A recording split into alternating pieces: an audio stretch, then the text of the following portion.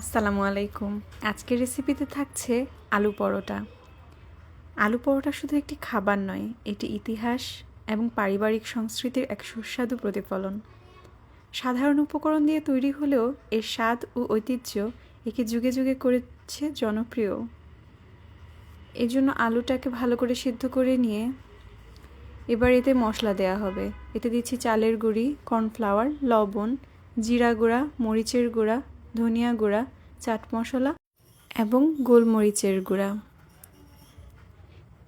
এবারে 1 কাপ আদা ইউজ করব এবং সব কিছু ভালো করে মেখে নিব একটা ডিম দিয়ে। এবার খুব ভালোভাবে একটা ডো বানিয়ে নিতে হবে।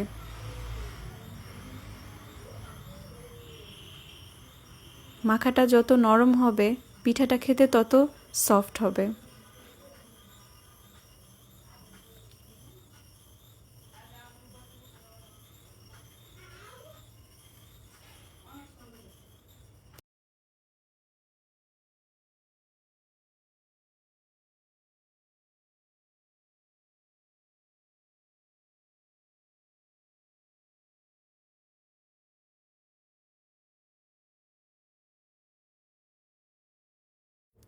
এবারে একটি প্যান গরম করে এতে সয়াবিন তেল দিয়ে দিচ্ছি সামান্য।